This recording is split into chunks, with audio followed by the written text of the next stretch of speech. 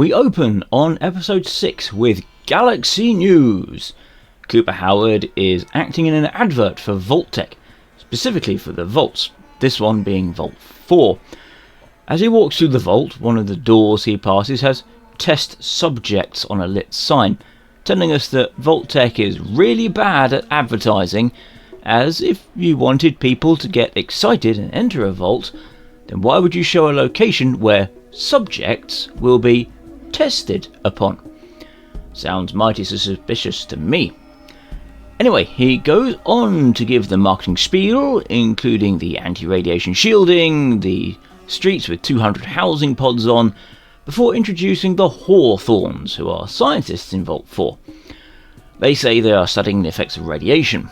Mr. Hawthorne says that 80 volunteers will be conducting a 5-year trial, which again strikes me as a very odd thing to have in an advert reel. Come to our vault, where we will be irradiating volunteers to see what happens over 5 years. Well, with the advert over and colour being back into the scene, Cooper Howard leaves the room and is met by Bud Askins, overseer of SoCal operations, but previously worked for WestTech. Cooper says he knows who they are, as they designed the T-45 power armour. Bud says there were design flaws, but the suits worked. Cooper says he wore a suit in battle against the Chinese in Alaska, and those design flaws resulted in a lot of dead men. Bud goes on to say how he's part of HR now, and that he's worked out the ultimate weapon to defeat the enemy: time. Cooper seems uninterested, but Bud goes on to say that the key is management. With this, Cooper has had enough and walks off, and right into his wife Barbara.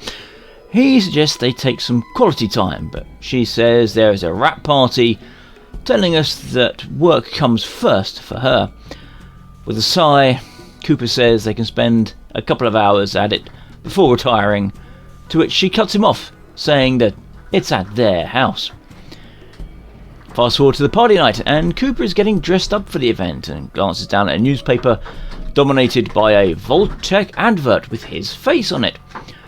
Also on it is a column saying that Nuka-Cola walks back New Nuka, perhaps as a joke referencing Coca-Cola and New Coke. Probably, but I digress. Roosevelt, Cooper's dog, trots up but is told that he can't come, and he heads to the party as the camera pans down to see that the Chinese are being pushed back and the US troops are pushing west. We get another reference as the next scene starts: a man and his dog, because the film A Boy and His Dog was one of the inspirations behind Fallout. As he moves through the party, Cooper overhears two men talking about how negotiations in Anchorage are impacting pre-sales, and how the company is going to have to do something about that. Seems that the executives are not in favour of de-escalation if it means a loss of income. Regardless, as he moves on, Bud catches him, gets acknowledged, and then Cooper leaves the party. Outside we have two waitresses fawning over an actor who, once giving them a line to appease their fangirling, shows us that his voice was used by General Atomics for their Mr. Handy robot line, as it was his voice we heard out of Snip Snip 2 episodes ago. When he propositions the waitresses, they instantly turn sour and leave. Cooper enters the scene, and I think the previous actor's name is given as Seabass. The two chat, and it's revealed that Cooper is being ostracised from the greater acting community for taking Vault-Tec advertising jobs. Seabass blames it on Hollywood being infested with communists. He also reveals that providing the voice for the Mr. Handy line gave him $186 pre-tax. Whether that is $186,000 or just $186 is unclear, but it is used to show just how little Hollywood stars who take other jobs to earn money are given. There is a bit more back and forth before Seabass says that Hollywood is not the future. Products are. Products like him, like Cooper, and like the end of the world. Now, while the end of the world is not a literal product, I understand where they're coming from with this scene by suggesting that the ever-encroaching fear of the end of the world has been seized upon by corporations like Vault-Tec in order to sell products to ease that fear. The two men toast to the future, and we scene skip to that future. Ghoul Howard is laying on the ground, presumably after getting blackout drunk, and high as a kite. This raises an issue, however, as episode 1 informed us that ghouls either do not have functioning digestive systems, or that they do, but they're just not required to continue living. The Philly gunfight also suggests the latter, as Ghoul Howard ate tomatoes during it, and was able to ignore the effect of powerful tranquilizers that had previously seen to knock in after just a couple of seconds due to the sheer volume of drugs he takes. This means that he should be unable to get drunk to the degree of losing consciousness. But regardless, here we are. 4 men enter the building, all wearing neatly pressed uniforms with sheriff's badges on. They ignore Snip Snip, the dead ghouls, and the higher boys. Ghoul Howard makes a quip at them before they yank out Snip Snip's fusion core, and for a couple of seconds we get to witness Ghoul Howard seeing the figurative death of his old friend Seabass as Snip Snip's voice shuts down. The sheriffs accuse Ghoul Howard of destroying a legitimate business and state it is illegal in the area, before calling themselves the government and knocking out Ghoul Howard, showing us that the butt of a gun is more powerful than both a gulp or slap that only stunned him, and a punch from powered combat armor which just knocked him around without serious injury. The intro out the way, we go to Vault 4. Standing out in the desert stands for all to see. The intact building behind it might be the medical centre from the previous episode, but it's impossible to tell, as we have no idea how far away from the nuclear detonation site that particular building was. Regardless, we are treated to a close-up shot of a human tooth being extracted from Maximus's arm, telling us that this was the ammo that the fiends were using in the last episode. Now, I am no firearms expert, but I am fairly sure that some sort of propellant is required to launch an object through the air, which is why bullets have a cap on them. The gun hammer hits the cap, causes a detonation, and launches the bullet. In order for a tooth to be used as ammo, in theory you would need to be using a black powder weapon, where the gunpowder is packed down first, then set fire to using either a wick or a flint spark, and that did not appear to be the type of weapon that Maximus picked up off the bodies. Regardless of that, the doctors do not seem shocked at all, but rather bemused at this type of ammo, and we pan across to Lucy being told by another resident of Vault 4 that Maximus will need to spend a few days to recover, presumably because they don't have stim packs and a stapler, which Lucy used on herself to be up and about within a couple of hours back in episode 1. Except that they do, as a doctor is seen injecting his wound with one. Of amusement to me is that the pressure gauge on the stim pack does not move as he is injected.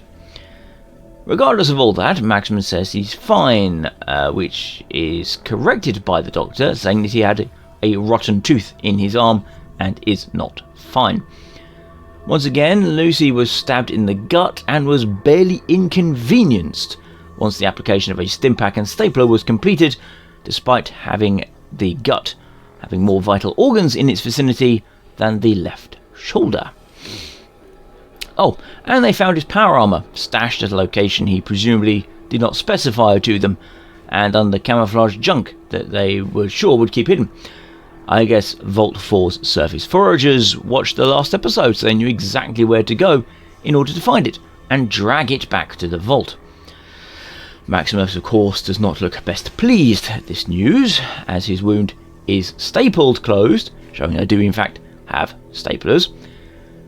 Lucy mentions that it's not ideal to stay put, given her whole quest right now involves tracking Thaddeus to retrieve Hedzig, but that is good to be back in the vault, and says that the surface is not good. where the woman opposite says she was born there. Her story is that she was out with her parents on a courier run to Philly when the bomb went off. Lucy deduces that the lady was from Shady Sands, which Maximus was also from, but I presume that these two just never happened to meet during their childhoods. The lady says they need to stay in quarantine for a bit, and then leaves. The next scene is a comedy skit, where Maximus compliments Lucy, and Lucy asks if he wants to have sex. Right there, in quarantine, with people presumably monitoring, and a large open screen right next to them. And Maximus does not know what sex is, presumably because the Brotherhood of Steel does not have any sexual education programs and recruits exclusively from Wastelanders. And Maximus gets all self-conscious about how the human body works. Laugh, people! Laugh!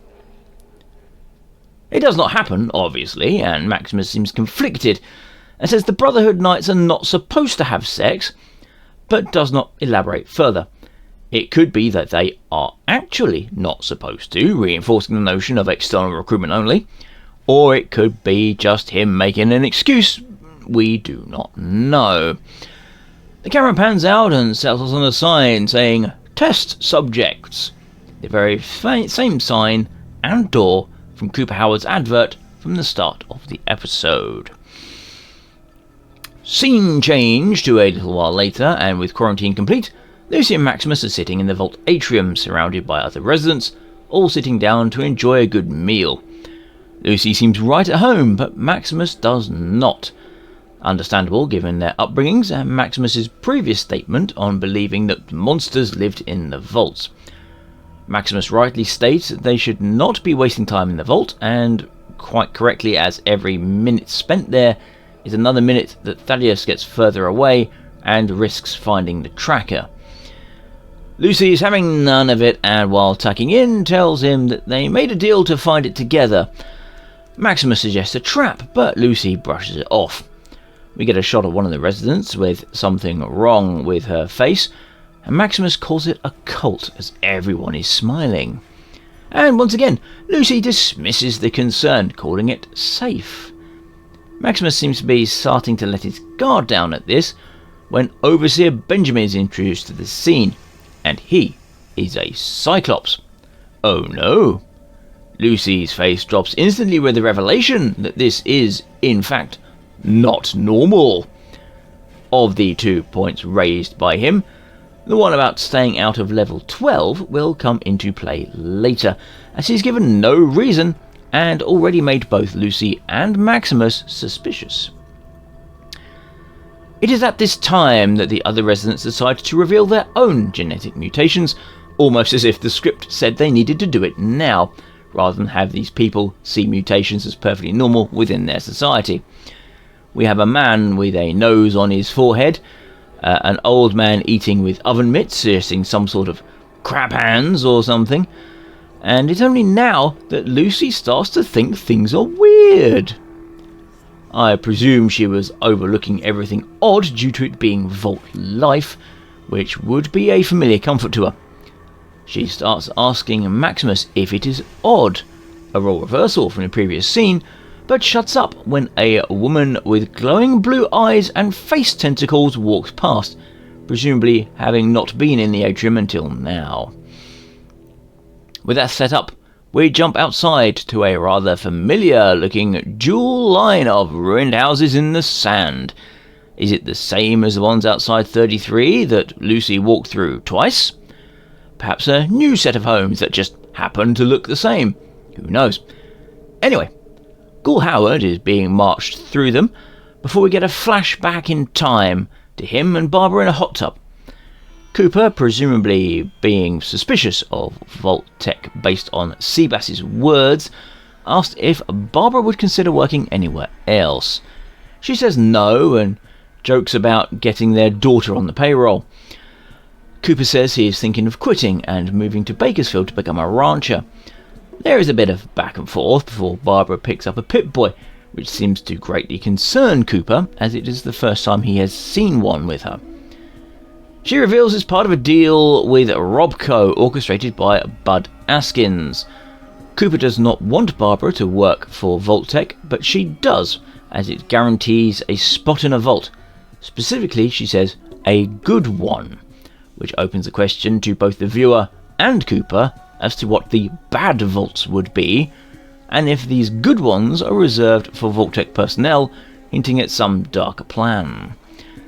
Still, she appeals to his trust, and we get a scene change to Cooper mulling over everything in a bar. In walks Charlie Whitesnake, and Cooper immediately starts commenting on the communist meetings. Now, I will take a second here to point something out.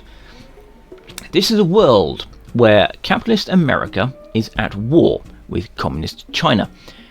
In our own timeline during the Cold War, there was the Red Scare, where paranoia was rife with people being on the lookout for potential Russian communist spies. Sitting in a bar and calling the guy next to you a communist while actively at war and within earshot of several other people, not to mention the bartender, would be like calling someone a fascist in 1944. It would turn a lot of heads, to say the least. Still, back to the scene, and Cooper is asking how Johnny can be a communist after serving in the military against them, to which he replies that Vault-Tec is an evil corporation. He does raise a compelling argument here, however, that the US government has, as he puts it, outsourced the survival of humanity to Vault-Tec.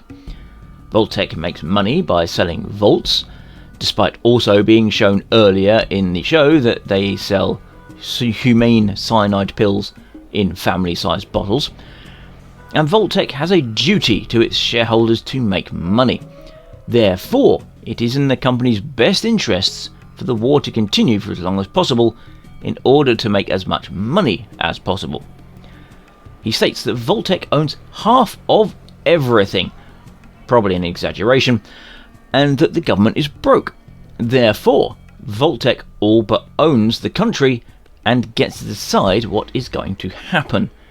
With the conversation at an end, Johnny hands over a business card for the location of the next communist meeting and advises Cooper to go. Scene change, and we are back at the Howard home. There is a phone call for Barbara from Henry, part of the Vault-Tec assisted training program, and Cooper hangs up. Cooper and Barbara settle down for dinner, and she mentions that it's going to be hard for Janie to leave the dog Roosevelt behind, as Vaults have a no-dog policy. Dogs eat meat, you see, so it is an avoidable inefficiency to let them in. Cooper is not best pleased and asks who invented the rule, as it was not a rule before. She appeals to his emotions by turning the argument around about how she's worried while he was out on the front lines and will do whatever it takes to ensure the survival of those she cares about. She says she's worked hard to get them into a management vault that will oversee the others, spelling exactly what she meant in the hot tub by a good one. The way this scene is set up also reinforces the notion that Barbara believes that the war will go nuclear and that the peace talks will fail, echoing Johnny from the bar. Still, they make up, and we jump to Vault 4. Overseer Benjamin, seemingly not the sharpest tool in the shed, is explaining how a toilet works to Lucy, who is still wearing her Vault 33 jumpsuit and would thus obviously know. My guess is that this is supposed to be a joke. She says that she is from a vault, which he does not believe, until opening her file that was just sitting there on his desk and calling her Goosey McLean. She corrects him and he confirms no, her name is Goosey. It is funny, you see, because he has poor vision and the spectacles do not fit him. He comments that Vault dwellers are very rare and states that he is a 5th generation dweller. She tries not to offend him, and instead of saying she is surprised due to him being a Cyclops, she says it is due to the refugees. Overseer Benjamin does another funny by drinking out of a cup with mouldy coffee in it, because he has bad vision, you see. He says he doesn't like the surface dwellers because they have smelly food and strange ideas, but lets them in anyway due to an older policy, once again showing that he is not too bright, as the idea of changing that policy has not occurred to him. He says that they have no sense of humour, railing off a huge bomb joke, which, yes, obviously would not go down well with people who survived a nuclear detonation. Anyway, Lucy asks him what is on level 12 and why they're not allowed there, and is promptly kicked out by Benjamin, who has decided that now is the time to needlessly stonewall a reasonable question. Cut to Maximus walking through the vault and happily finding his power armor. This obviously cheers him up before his face drops. Since there is no fusion core in the power armor and thus it cannot be used, he asks a random extra who happens to be screwing in a light bulb nearby where they get their power, and the scene cuts to him being by a reactor on the reactor level. His smarts have increased since episode 1, as he now apparently knows how to operate a fusion core panel. But before he can extract the core, the greetings woman from the start of the episode teleports behind him. No sound, no sign of movement, she's just there now. I can't quite make out what she's saying in this scene, but he responds that it doesn't matter him being there, as they are leaving soon, to which she stares at him in a creepy way. She says trust does not come easy, and hands him a Pip-Boy saying room 428 is now his to spend the night there. This tells us that somehow, out of 11 levels of the vault, she was deliberately seeking out Maximus in order to give him a Pip-Boy. The chances of this meeting happening right here, right now, are incredibly small, but the script needed it to happen, so woman has teleportation homing powers now. Maximus, for his part, is swayed from his course by a hot shower. Must be another funny bit. Anyway, we then cut to Maximus approaching Unit 428, opening the door, and being greeted by a gift basket just waiting for him, because presumably the overseer Benjamin has decided that they are going to stay. This is apparently enough for Maximus to forget all the concerns he had about Vault 4 being a cult, his dedication to the Brotherhood, and his promise to Lucy, as he takes that hot shower and digs into his food. This is punctuated by the song playing with the lyrics, "Give me the simple life." We now cut to Lucy as she enters the schoolhouse, smiling as she is seemingly over the conversation with Benjamin already. We can see from the doorway an NCR flag to the left, a chalkboard with a timeline on it to the right, and a scale model in the middle. The rear blackboard has "Remembering Shady Sands" written on it, complete with building drawings. She moves to the timeline. We get to see the events and times as they have taken place. 2142, the founding of Shady Sands. 2189, New California Republic founded. 2198, Shady Sands becomes the NCR capital. 2241, NCR is the largest economic and political power in the region. 2277, the fall of Shady Sands. Undated atomic detonation. Tying this into the end credits of the previous episode, Shady Sands existed from 2142 to 2277, and using information from that episode was destroyed by an atomic detonation. This show takes place 219 years after the Great War, placing it in 2296, meaning it has been 19 years since Shady Sands fell. The nuclear detonation appears to be deliberately left vague, but as Maximus has been previously shown as a child during that event and is now clearly not middle-aged, combined with all the evidence that the show has given us saying that Shady Sands was not occupied after 2277, I feel it is safe to say that the picture of the detonation is there to indicate the cause of its fall, as it would be a very odd thing to do a detonation of an atomic bomb over something that is barely occupied. Now, as to why the school just happened to have all this up on this exact day, I have no idea, as another blackboard in the room is talking about fish, suggesting that this cannot be a permanent fixture of the schoolhouse, and seemingly just very, very coincidentally happened to be on the day that the school children were being educated about the NCR, and nobody bothered to clean it up after. It's also unclear if this is after the last class, or in preparation for a new one, as there is nothing to inform us of the passage of time from the shoot drop the previous evening. Anyway, Lucy is distracted by a noise and sees Vault 4 people walking past. She asks what is going on, and a lab-coat man says it is a surface dweller tradition. Two passers-by instantly invite her along, and the scene ends.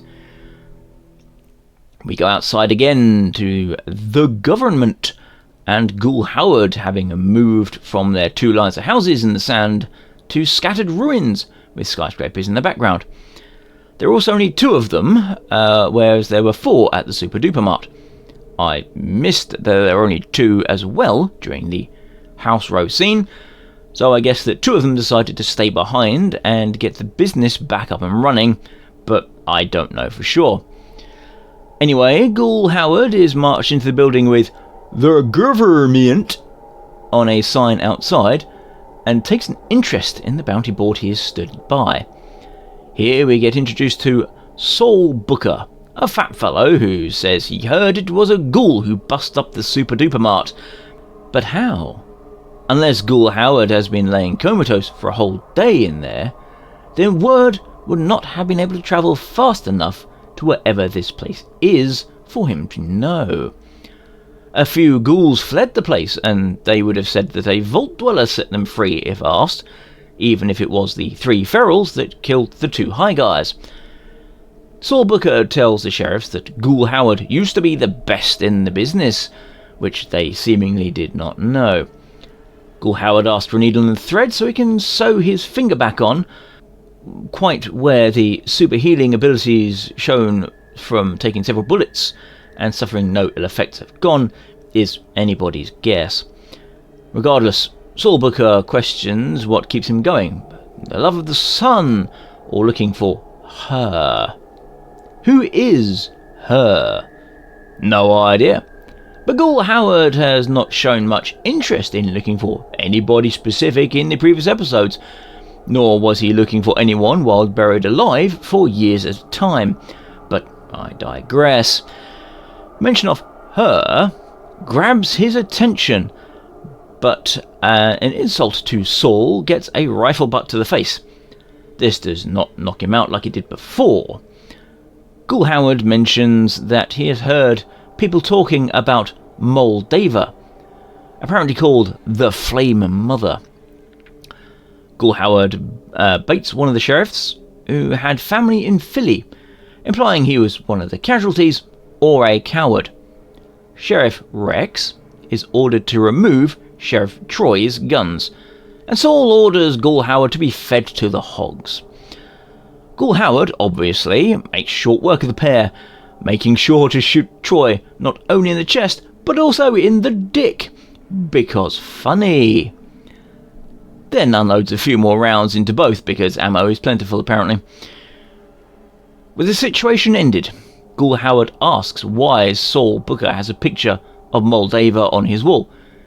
He says it's because she's Moldava, to which Ghoul Howard says that that is not how he remembers her.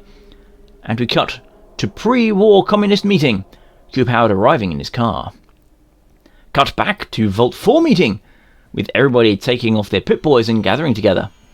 Cut back to the communist meeting, with Cooper deciding if he still wants to attend.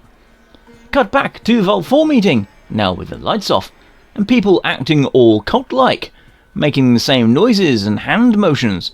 This is upsetting to Lucy, but she joins in. Cut back to the communist meeting, with Cooper at the very edge, still undecided. Cut back to the Vault 4 meeting, and everyone starts taking their tops off. Lucy does not join in. Cut back to the communist meeting, and Johnny Whitesnake greets Cooper Howard. Cut back to Vault 4, and the teleporting greeter lady is wearing white as she enters, and leads the chant, "Flame Mother, we remember. Bring back the past, we remember. We bring back Shady Sands, as we remember. We bring back those taken from us, by covering ourselves in their ashes." This concerns Lucy, but she does not leave. Only doing so when people start drinking and spilling blood on themselves, or a blood substitute, but the meaning is the same. She goes to leave but stops as a portrait of Lee Moldava is brought in.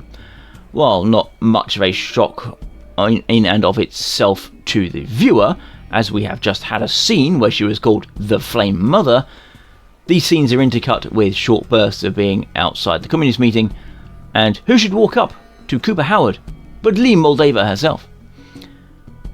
The switching scene ends on that revelation that Moldava is over 220 years old, but not a ghoul.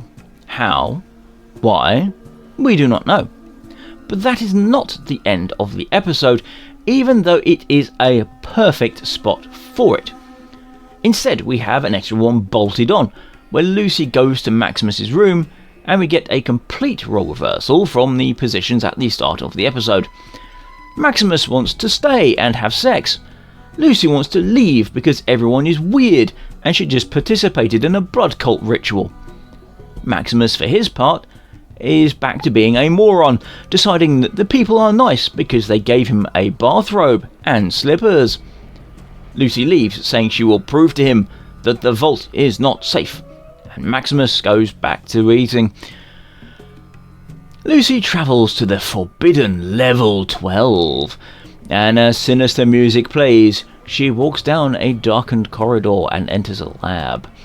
As she does so, we get to see a gulper in a suspension tank behind her, seemingly dead. The lab is dark, but her Pip-Boy light strays across her face in a jar, alongside other assorted organs. She switches on a TV with a recording of a woman giving birth in the tank she is in front of, only for it to be revealed that they are seemingly gulpers too, who start eating her. Truly, this is a house of horrors that they are in. Moving on to find more evidence, we get a pregnant woman in a suspension tank with some more 6 beyond. Behind, we get a quick shot of one of the doctors moving around, who apparently did not see Lucy's bright Pip-Boy light through the open door, but details. He switches the lights on and enters, revealing it is Nose Guy from the atrium scene. He starts talking to himself, saying he was concerned one of the suspended women might have gotten out. Lucy, trying to sneak away, makes a noise, which alerts Nose Guy, and his reaction is to lock down the lab and grab a harpoon gun, because apparently a harpoon gun is just what you need to stop a pregnant lady. Unless, of course, his concern is that one of them got out, gave birth to a gulper, and then got back into their pod, as the species board in the lab is suggestive of the main tub experiment taking place in this room. Lucy emerges from hiding, is spotted, and in a panic throws acid at Nose Guy, before other residents of Vault 4 teleport into the scene for her to fight. They were clearly not there before, as Nose Guy would have said something to them if they were, rather than remaining silent and grabbing the harpoon gun. Anyway, she loses, and we get Blood Cultist Greeter Lady walking into the scene, meaning that their ritual must have ended very quickly indeed after Lucy left, for them to be in a location that she all but went directly to. Lucy calls them insane. Lady rebuttals, saying that they would say the same thing about 33. Cut to Maximus enjoying some popcorn and TV, oblivious to what's gone down.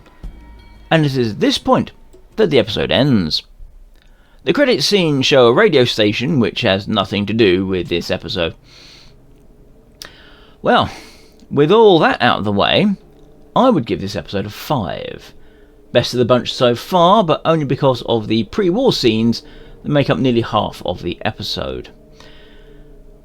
Well acted, with a heightening level of tension and drama with the characters. What does Barbara know? And why is she so insistent on getting into a management vault? Why is Cooper's idea of retiring to a ranch up near Bakersfield such a bad idea? Just how much control does Vault-Tec have? And how is Lee Moldova at the communist meeting? The problem is the post-war part of the show. At least 2, if not 3 instances of people teleporting into scenes, Maximus's ever-shifting level of intellect and ease of being swayed, Vault 4's scientific experiment seemingly being to see if humans can breed with animals, the utterly insane mutations some people have, like Nose Guy, and the inhabitants of a city that stood for 135 years, seemingly instantly falling back to ritualistic acts and prayer in order to bring everything back. Plus the sex jokes. I'm starting to wonder if the pre- and post-war scenes were written by different people. Anyway, with only 2 episodes left, I hope you'll join me for them, which I hope to have out before the end of September, depending on how life goes. But thank you for watching, and farewell.